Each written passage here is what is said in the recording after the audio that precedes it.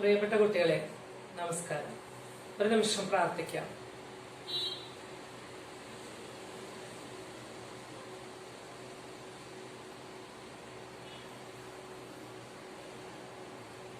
കഴിഞ്ഞ ദിവസം ആ വാഴവെട്ട് എന്ന പാഠഭാഗം നമ്മൾ എടുത്തിരുന്നു. എന്നൊന്ന് പരിചയപ്പെടുത്തട്ടെ. എന്റെ പേര് Sindhu, Saint Thomas HSS Thoppu Thrissur, Malayalam HST ആണ്. 8ാം ക്ലാസ്സിലെ അടിസ്ഥാന പാഠാവലിയിലെ രണ്ടാമത്തെ പാഠഭാഗമായ ആ വാഴവിട്ട്, ആ പാഠഭാഗത്തെ കുറിച്ച് അത് പാഠം വായിച്ചു തരികയാണ് ടീച്ചർ. അതിന്റെ പോയിന്റുകള് കുറേശ്ശെ പറഞ്ഞു പോവുകയാണ്. കഴിഞ്ഞ ദിവസം നമ്മള് അതിനെക്കുറിച്ച് പറഞ്ഞിരുന്നു. ഇനി ബാക്കിയുള്ള പാഠഭാഗം വായിക്കാൻ പോവുകയാണ്. ശ്രദ്ധിക്കുക. അരി തരാനില്ലെങ്കിൽ എല്ലാത്തിനും കുറെ വിഷം തന്ന് അങ്ങ് കൊന്നേക്കട്ടെ, എന്നാൽ ബുദ്ധിമുട്ടില്ലല്ലോ. ഈ 10,000 3,000 ഒക്കെ മേടിക്കുന്നവർക്ക് അറിഞ്ഞുകൂടായിരുന്നോ ക്ഷാമം വരാൻ പോകുന്നെന്ന്? വരാൻ പോകുന്ന കാര്യം കാണാൻ കണ്ണില്ലാത്തോര് പിന്നെ എന്തിന് ഇതിനൊക്കെ പോകുന്നു? വൃദ്ധന്റെ അത്തരം വാദഗതി റാഹേലിനെ സംബന്ധിച്ചിടത്തോളം നിഷ്ഫലമാണ്. അവൾക്ക് അതൊന്നും അറിഞ്ഞുകൂടാ. മർക്കോസ് ചേട്ടൻ വീണ്ടും കിളയ്ക്കാൻ തുടങ്ങി. ദാരിദ്ര്യത്തിന്റെ മാറിലേക്ക് വീഴുന്ന വെട്ടുപോലെ തൂമ്പ അയാളുടെ കയ്യിൽ നിന്ന് മുന്നോട്ട് കുതിച്ചുകൊണ്ടിരുന്നു. അയൽക്കാരിൽ ഒരാൾ വന്ന് മാർക്കോസ് ചേട്ടനോട് പറഞ്ഞു, മാർക്കോസ് ചേട്ടൻ അറിഞ്ഞോ, പുരയിടത്തിൽ നല്ല പോലെ കൃഷി ചെയ്യുന്നവർക്ക് സർക്കാരിന്ന് സമ്മാനം കൊടുക്കുമെന്ന്? അത് കൃഷി ചെയ്തു കഴിഞ്ഞല്ലേ? ചെയ്യുന്നതിന് മുൻപ് വല്ലതും കൊടുത്തിരുന്നെങ്കിൽ. വേണ്ട, ഒന്നും സഹായിക്കാതിരുന്നാൽ മതിയായിരുന്നു. 2-3 പരിഷ്കാരികൾ ആ കർഷകന്റെ അടുക്കൽ ചെന്നു. നിങ്ങളുടെ പേരെന്ത്? അവർ ആ കർഷകനോട് ചോദിച്ചു. മാർക്കോസ്. എന്താ വിശേഷം? വിവരമറിയാൻ വൃദ്ധന് തിടുക്കമായി. അയാൾ അവരെ ഗൃഹത്തിലേക്ക് നയിച്ചു. ആ കർഷക ഗൃഹം പരിഷ്കാരികളായ ആ ചെറുപ്പക്കാരെ സ്വീകരിക്കത്തക്ക വിധം ശക്തിയുള്ളതായിരുന്നില്ല. അവർക്ക് നൽകാൻ ഒരു കസേര പോലും അവിടെയില്ല.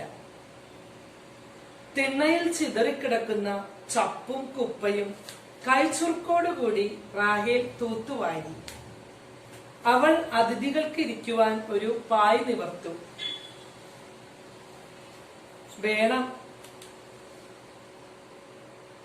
വേണ്ട, ഞങ്ങൾക്ക് ഇരിക്കണമെന്നില്ല.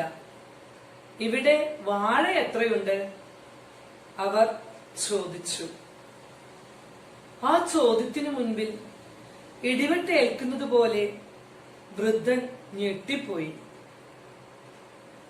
വാഴ വെട്ടുവാൻ ആളുകൾ ഇറങ്ങിയിട്ടുള്ള കഥ അയാൾ നേരത്തെ കേട്ടതാണ്.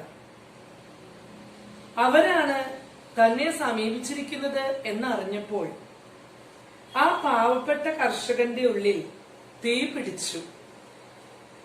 നേരത്തെ വായിച്ചതില് കൈച്ചുറുക്കോടുകൂടി എന്നുള്ളിടത്ത് ആ കൈച്ചുറുക്കിന്റെ അടിയിൽ വരയ്ക്കുക, തീ പിടിച്ചു എന്നുള്ളതിന്റെ അടിയിൽ വരയ്ക്കുക. അയാൾക്ക് കഷ്ടിച്ച് 1 ഏക്കർ സ്ഥലമുണ്ട്. അത്യധ്വാനം കൊണ്ട് ചുവട് പിടിപ്പിച്ച കുറെ വാഴയാണ് ആ പുരയിടത്തിന്റെ പച്ച, ആ കർഷക കുടുംബത്തിന്റെ തണൽ. അതിന്റെ അടിയിലും പെൻസില് കൊണ്ട് വരയ്ക്കുക. കണ്ണനും പാളങ്കോടനും പൂവനും ഏത്തനുമായ വാഴകൾ ആ കുടിലിലെ ജീവിത ചൂട് വീശി തണുപ്പിച്ചുകൊണ്ടിരുന്ന മരതക കാറ്റാടികളായിരുന്നു അവ. അതിന്റെ അടിയിലും വരയ്ക്കുക. ഇലയും നാരും വിറ്റ് അയാളുടെ കുട്ടികൾ എങ്ങനെയായാലും ആഴ്ചയിൽ 1 രൂപയെങ്കിലും ആദായമുണ്ടാക്കും.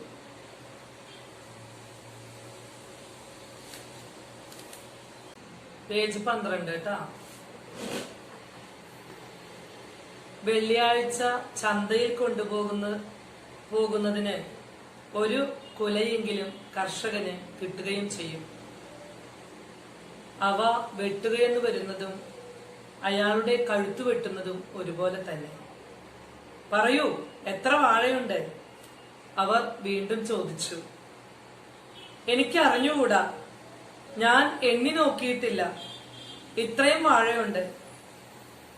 വാഴക്കൂട്ടത്തിന് നേർക്ക് കൈയോടിച്ചുകൊണ്ട് വൃദ്ധൻ തുടർന്നു.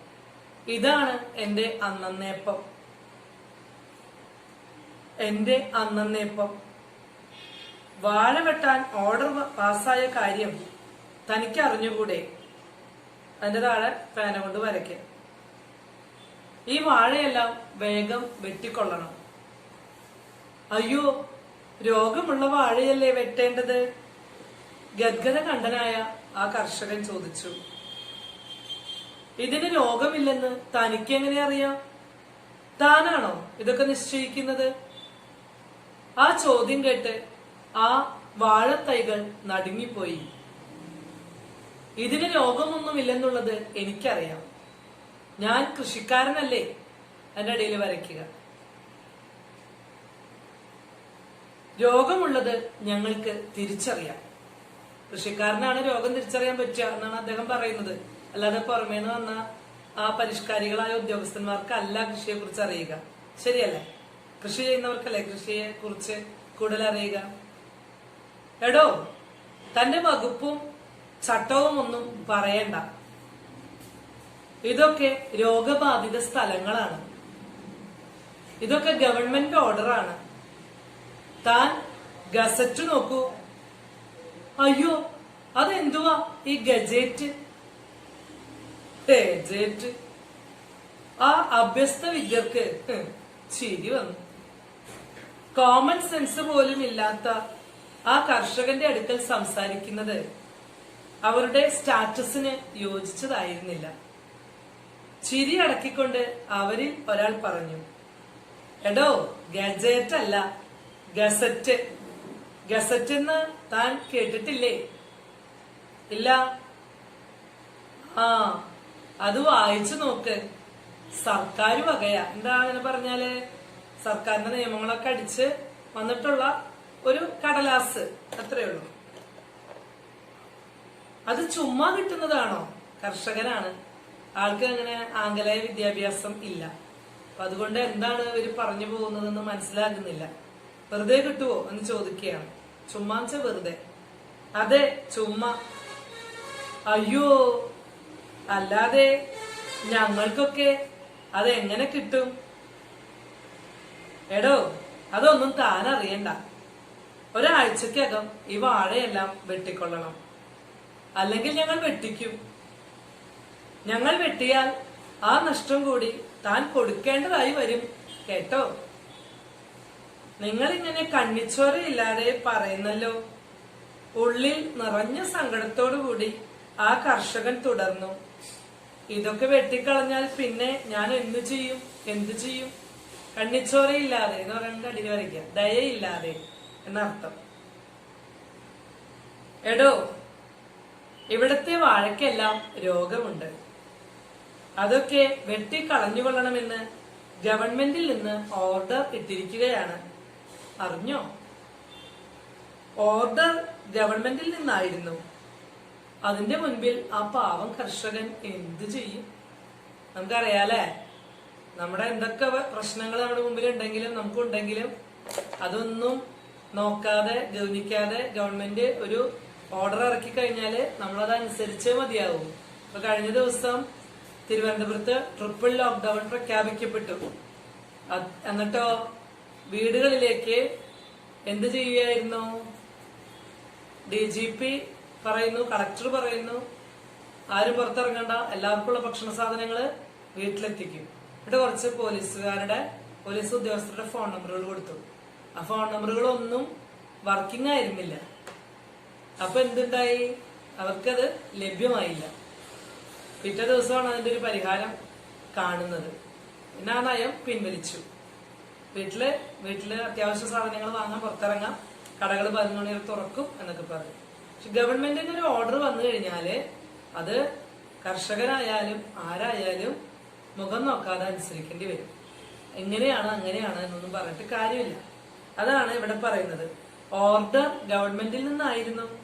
അതിന്റെ മുൻപിൽ ആ പാവം കൃഷിക്കാരൻ എന്തു ചെയ്യും? എങ്കിലും അയാൾ ചോദിച്ചു, അങ്ങനെയാണെങ്കിൽ ഈ തെങ്ങിനുമുണ്ടല്ലോ രോഗം. തെങ്ങായ തെങ്ങെല്ലാം കാറ്റു വീണിരിക്കുന്നു. കവുങ്ങും ദേ ഈ പ്ലാവേലെ ഒരു ചക്ക ആദ്യ കാലത്ത് ഒരാൾ എടുക്കത്തില്ലായിരുന്നു. ഇപ്പം ഒരു ആഞ്ഞിലിച്ചക്കയോളമേ ഉള്ളൂ. അതും 8 or 10. ആദ്യകാലത്ത് ഈ മണ്ണിൽ വളമേ വേണ്ടായിരുന്നു. ഇപ്പം വളമിട്ടില്ലേ, ഒരു ചുവട് കപ്പ പോലും പച്ച പിടിക്കുന്നില്ല എന്ന് വിചാരിച്ച് ഈ മണ്ണെല്ലാം അങ്ങ് നശിപ്പിച്ചാ മതിയോ? അങ്ങനെയാണെങ്കിൽ ഈ ആശുപത്രിയും ഒന്നും വേണ്ടല്ലോ. എല്ലാരെയും കൊന്നാ പിന്നെ ആശുപത്രി വേണോ?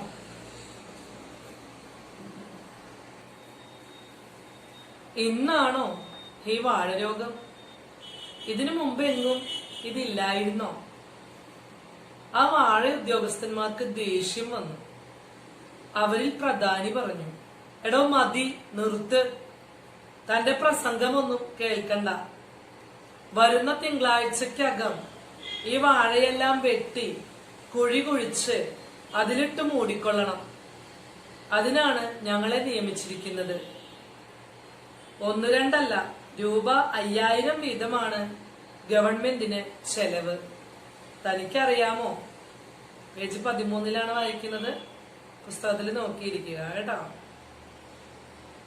ഏതിന്? ഈ വാഴ വെട്ടാനോ?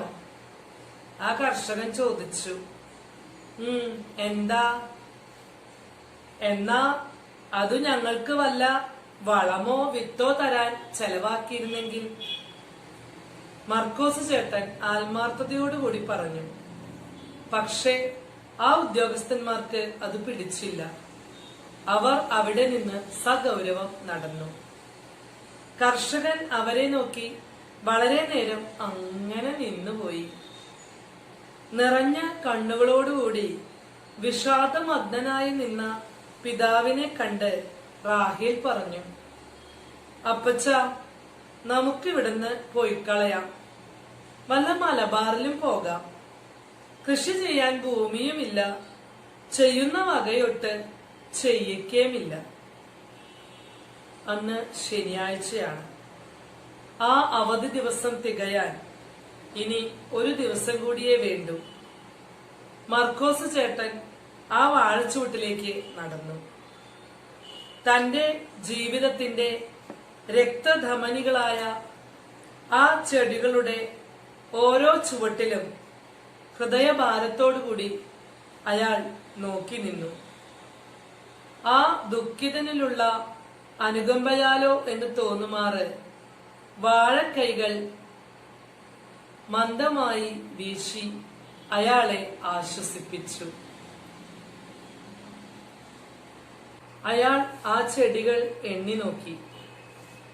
കുലയ്ക്കാറായതും കുടം വന്നതുമായ 60ഓളം ചെടികൾ. വാഴക്കുടപ്പെന്നൊക്കെ പറയില്ലേ നമ്മള്. ഇവ ഓരോന്നുമാണല്ലോ താൻ വെട്ടേണ്ടത് എന്ന് വിചാരിച്ച് അയാളുടെ ഹൃദയം ഉരുകി. അയാൾ ചിന്തിച്ചു, എങ്കിൽ എന്റെ പൗലോസിനെയും ജോണിനെയും റാഹേലിനെയും ഒക്കെ അങ്ങ് വെട്ടിക്കളയുകയല്ലേ ഭേദം. സ്വന്തം മക്കളെ പോലെയാണ് അയാൾക്ക് ആ വാഴകൾ. അത്രയും സസ്യങ്ങളെ മക്കളായി കാണുന്ന വിശാലമായ ഒരു കാഴ്ചപ്പാടുണ്ട് അദ്ദേഹത്തിന്. അതിന്റെ അടിയിൽ വരയ്ക്കുക. വെയിലിൽ മണ്ണ് ഉരുകിക്കൊണ്ടിരുന്നു. ചുറ്റിത്തിരിഞ്ഞ ഇളം കാറ്റിൽ തെല്ലൊരു ആശ്വാസം ഉണ്ടുകൊണ്ട് ആ കർഷകൻ ഒരു വാഴച്ചുവട്ടിൽ ഇരുന്നു. ആശ്വാസം ഉണ്ടുകൊണ്ട് എന്നുള്ളതിന്റെ അടിയിൽ വരയ്ക്കാം. എന്താണ് പറയുന്നത്? ആശ്വാസം നമ്മള് ഉണ്ണാറില്ല. പിന്നെ എന്താണ് ആ പ്രയോഗം കൊണ്ട് അർത്ഥമാക്കുന്നത്? വിശ്രമിച്ചു, വിശ്രമിച്ചുകൊണ്ട്. ചോദ്യമായിട്ട് വരും. അതുകൊണ്ടാണ് ടീച്ചർ കഴിച്ചുറുക്ക്, തീ പിടിച്ചു, ഇവിടെ ആശ്വാസം ഉണ്ടുകൊണ്ട്, ഇതൊക്കെ അർത്ഥത്തിൽ 2 വാക്യങ്ങൾ തരും. എന്നിട്ട് ഇതിന്റെ അർത്ഥവ്യത്യാസം എഴുതാൻ പറയും. അങ്ങനെ ഒരു ചോദ്യ മാതൃകയുണ്ട്. അത് മനസ്സിലാക്കാൻ വേണ്ടിയിട്ടാണ് ഇങ്ങനെ പറഞ്ഞുകൊണ്ടിരിക്കുന്നത്. ആ കർഷകൻ ഒരു വാഴച്ചുവട്ടിൽ ഇരുന്നു.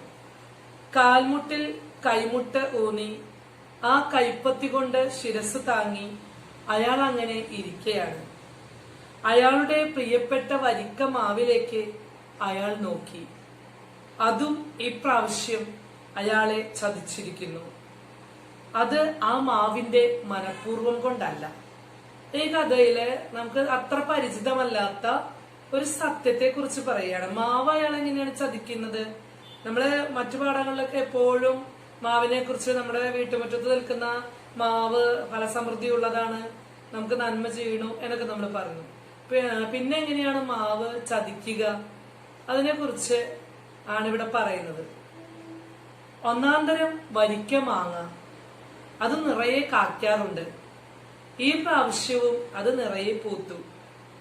ഇല കാണാൻ പാടില്ലാതെ മുറ്റിയ പൂവ് കണ്ട് അയാൾ ആഹ്ലാദിച്ചു.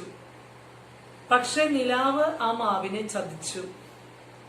ആദ്യം ഇരുട്ടുള്ള പക്ഷത്തിലാണ് ആ മാവ് പൂത്തത്. പാതിര കഴിയുമ്പോൾ നിലാവ് തെളിയും. നേരം വെളുത്തതാണെന്ന് വിചാരിച്ച് മാമ്പു കണ്ണു തുറക്കും, അധരം വിടർത്തും. പക്ഷെ ചതിയന്റെ മുൻപിലാണ് തങ്ങൾ ചിരിക്കുന്നതെന്ന് അവർ അറിഞ്ഞില്ല. അധരം വിടർത്തി എഴുന്നേറ്റ് ഓരോ മാവിൻ പൂവും ചന്ദ്രന്റെ വഞ്ചനയിൽപ്പെട്ട് ഉരുകി താഴെ വീണു. സൂര്യൻ വന്നു നോക്കുമ്പോൾ ആ മാവിലെ പൂവായ പൂവെല്ലാം മാവിൻ ചുവട്ടിൽ. അല്ലെ, മക്കളെ കണ്ടും മാമ്പൂ കണ്ടും കൊതിക്കണ്ട എന്ന് പറയും പഴഞ്ചൊല്ല്. അതിവിടെ അന്വർത്ഥമാണ്. മാവിന്റെ പൂവ് എങ്ങനെയാണ് കൊഴിഞ്ഞു വീഴുന്നത്? നിലാവ് വന്ന് ചേർന്നപ്പോൾ അങ്ങനെ ഒരു സംഭവം ഉണ്ടായി. ഇത് ശരിക്കും കൊയ്ത്തിന്റെ നാട്ടിലൊക്കെ ജീവിച്ചു വന്നിട്ടുള്ള പൊൻകുന്നം വർക്കി ഒരു ശാസ്ത്രവശം പോലെ ഒരു സത്യം പറഞ്ഞു തരികയാണ് നമ്മളോട്. എല്ലാ മാവിന്റെ പൂക്കളും മാങ്ങയാകാറില്ല, അത് കൊഴിഞ്ഞു പോകും. എല്ലാ മക്കളും മാതാപിതാക്കൾക്ക് ഉപകാരപ്പെടാറില്ല. അതാണ് ആ പഴഞ്ചൊല്ലിന്റെ സാരം. നിങ്ങൾക്ക് പഴഞ്ചൊൽ വ്യാഖ്യാനം എന്ന് പറഞ്ഞ് ഈ ഒരു സന്ദർഭമായിട്ട് ബന്ധിപ്പിച്ചുകൊണ്ട് ഒരു ചോദ്യം വരാം. മാവിന്റെ കാര്യം അങ്ങനെ. കൃഷി ഇറക്കാനുള്ള വളമാണെങ്കിൽ 1 രൂപയ്ക്ക് ചാരം, 2 പാട്ട മാത്രം. ചാണകവും അങ്ങനെ തന്നെ. ആവശ്യത്തിനുള്ള വളത്തിന് എത്ര ചുരുങ്ങിയാലും ഒരു 50 രൂപ വേണം. 50 ചക്രം ഉണ്ടായിരുന്നെങ്കിൽ റാഹേലിന് ഒരു ചട്ട അയാൾ തയ്പ്പിച്ചേനെ. ഈ കർഷകന്റെ കുടുംബത്തിൽ അങ്ങേറ്റവും ദാരിദ്ര്യമാണ്. അദ്ദേഹത്തിന് വളം വാങ്ങാനായിട്ട്, ജൈവവളമാണ് അല്ലെ, ചാരം എന്ന് പറയുന്നതും ചാണകം എന്ന് പറയുന്നതും ഒക്കെ നമുക്ക് വീട്ടിൽ കിട്ടുന്ന വളങ്ങളാണ്. പക്ഷെ അതൊന്നും അവരുടെ വീട്ടിലില്ല. ചാരം ഉണ്ടാകണമെങ്കിൽ എന്ത് വേണം? നിത്യം വിറക് കത്തിക്കുന്ന, പാചകം ചെയ്യുന്ന ഒരു വീടായിരിക്കണം. ചാണകം ഉണ്ടാകണമെങ്കിൽ എന്ത് വേണം? പശു വേണം. പശു വരുമ്പോ എന്തെങ്കിലും വേണം. ഇത് രണ്ടും ഇല്ല. ഇത് രണ്ടും കിട്ടണമെങ്കിൽ പൈസ കൊടുക്കണം, 50 രൂപ കൊടുക്കണം. അതില്ല, ദാരിദ്ര്യമാണ്, പൈസ ഇല്ല. ഇനി 50 ചക്രം ഉണ്ടെങ്കിലോ ആ മകൾക്ക് ഒരു ചട്ടയും മുണ്ടെന്ന് പറഞ്ഞാല് പണ്ടത്തെ ക്രിസ്ത്യാനി ഇപ്പൊ അമ്മമാരെ കൊടുക്കുന്ന ചട്ടയും മുണ്ട് വേണം. നിങ്ങൾ കണ്ടിട്ടുണ്ടാവും, ക്രിസ്ത്യാനികൾക്ക് അത് അറിയാം. ഒരു വസ്ത്രമാണ്, ഒരു വസ്ത്രധാരണ രീതിയാണ്, ക്രിസ്ത്യാനികളുടെ വസ്ത്രധാരണ രീതിയാണ്. അത് തയ്പ്പിച്ചേനെ എന്ന് വെച്ചാല് അതുപോലും ഇല്ല, ഭക്ഷണവും ഇല്ല, വസ്ത്രവും ഇല്ല. അങ്ങേറ്റം ദാരിദ്ര്യമാണ്. ഈ വാഴ കൃഷി ചെയ്ത് കിട്ടുന്ന ഒരു ചെറിയ വരുമാനം കൊണ്ടാണ് ഉപജീവനം തന്നെ കഴിഞ്ഞു പോകുന്നത്. അതും വെട്ടിക്കളയാനായിട്ട് ഗവൺമെന്റിന്റെ ഓർഡറാണ്.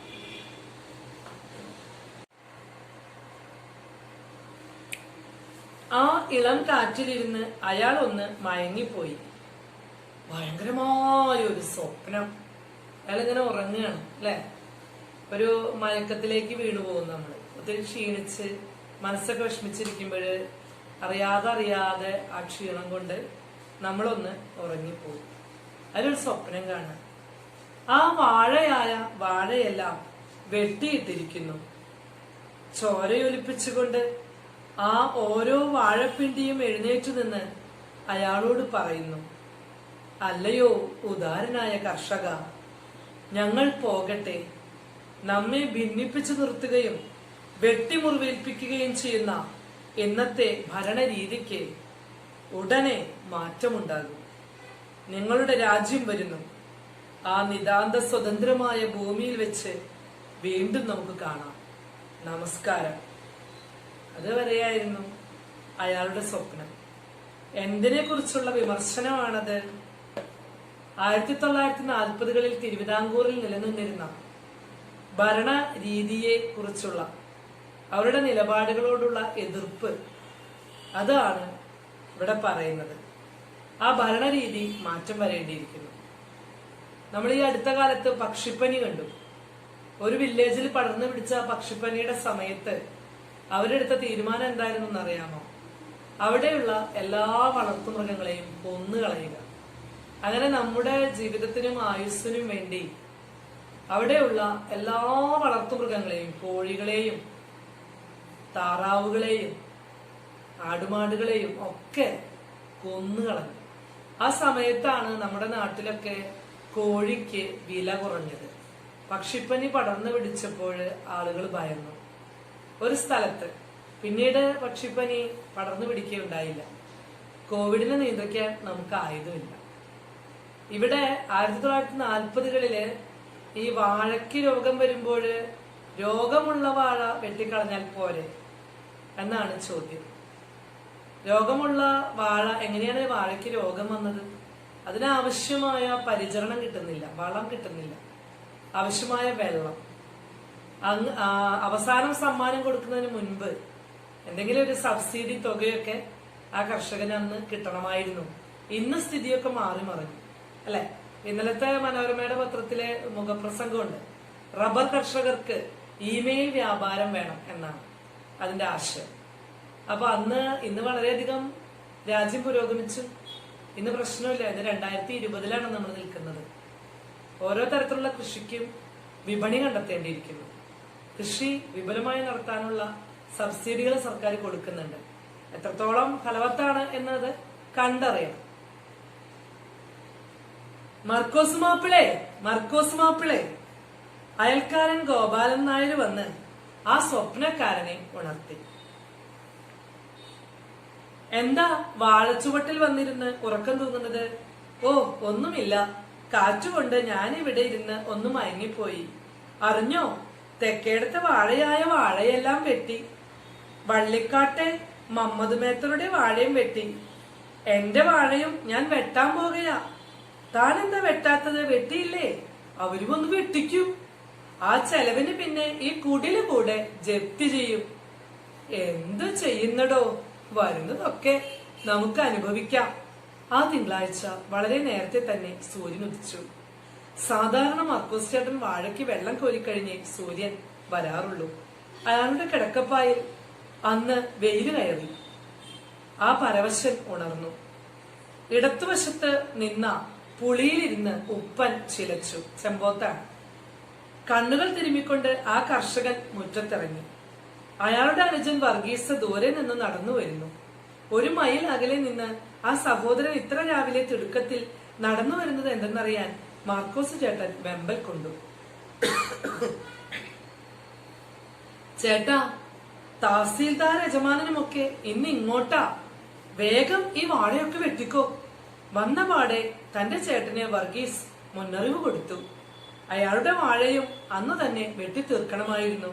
നേരമില്ല, ഞാൻ പോണു. വർഗീസ് നടന്നു. ചിറ്റപ്പാ, തൊള്ളി കാപ്പി ഒടിച്ചിട്ട് റാഹേൽ അപേക്ഷിച്ചു. പക്ഷേ ആ ചിറ്റപ്പന് നേരമില്ലായിരുന്നു. ആറ്റം ബോംബിന്റെ യുഗത്തിൽ ജീവിക്കുന്ന ആ കർഷകൻ മൂർച്ചയുള്ള തന്റെ വെട്ടരിവാളുമായി പൊരേടത്തിലേക്ക് ഇറങ്ങി. അയാളുടെ കാലടികൾ ഇടറുന്നുണ്ടായിരുന്നു. കൈ വിറയ്ക്കുന്നുണ്ടായിരുന്നു. കണ്ടം ഉണങ്ങിക്കഴിഞ്ഞു. ഹൃദയത്തിൽ നിന്ന് ആരോ നടത്തുന്ന വാഴവെട്ടിന്റെ മാറ്റൊലികളും. ഒരു പൂവൻ വാഴയുടെ ചുവട്ടിൽ അയാൾ നിന്നു. ഒറ്റ വെട്ടുകൊണ്ട് അത് 2 തുണ്ടമാക്കി.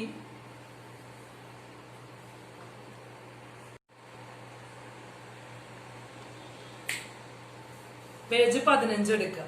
ചോദ്യങ്ങളൊന്ന് നോക്കാം നമുക്ക്.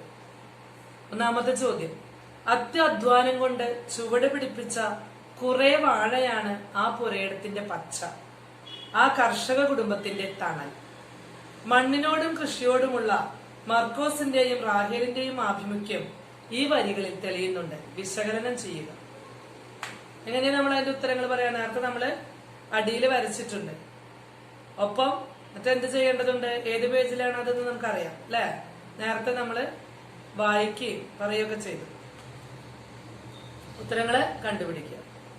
രണ്ടാമത്തെ ചോദ്യം, വാഴ വെട്ടാൻ ഓർഡർ പാസ്സായ കാര്യം തനിക്ക് അറിഞ്ഞുകൂടെ? ഈ വാഴയെല്ലാം വേഗം വെട്ടിക്കൊള്ളണം. രണ്ടാമത്തെ പോയിന്റ്, രോഗം വന്നാൽ എല്ലാം വെട്ടിക്കളഞ്ഞാൽ മതിയോ? വ്യത്യസ്തമായ രണ്ട് കാഴ്ചപ്പാടുകൾ വായിച്ചല്ലോ. പാഠഭാഗം ആസ്പദമാക്കി ചർച്ച ചെയ്യുക.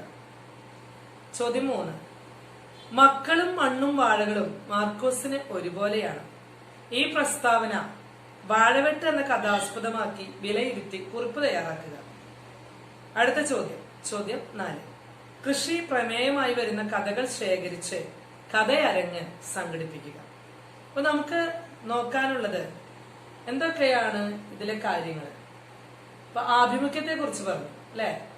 മണ്ണിനോടും കൃഷിയോടുമുള്ള മാർക്കോസിന്റെയും റാഹേലിന്റെയും ആഭിമുഖ്യം. അത് നിങ്ങള് കുറെ സമയം ടീച്ചർ നിങ്ങൾക്കത് ക്ലാസ് എടുത്തുകൊണ്ടിരിക്കുന്നു. ഈ പാഠഭാഗം നല്ലപോലെ വായിക്കുക. ടീച്ചർ പറഞ്ഞതൊക്കെ നിങ്ങൾ കോമ ഇട്ടിട്ടുണ്ട്. ഇതേ വരികൾ വരുന്ന ഭാഗങ്ങൾ കോമയിട്ട് പഠിക്കുക.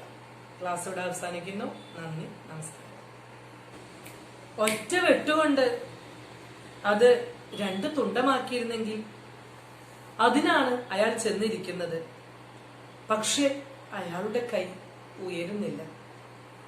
ഉണങ്ങിയ ഒരു വാഴപ്പോള നീക്കി കളഞ്ഞ ശേഷം വളരെ നേരം അയാൾ അവിടെ നിന്ന് പോയി. വാഴയുടെ ശിരസിലിരുന്ന് ഇളം കാറ്റ് പൊട്ടിയ ഇലത്തുണ്ടുകൾ വഴി എന്തോ പറയുന്നുണ്ട്.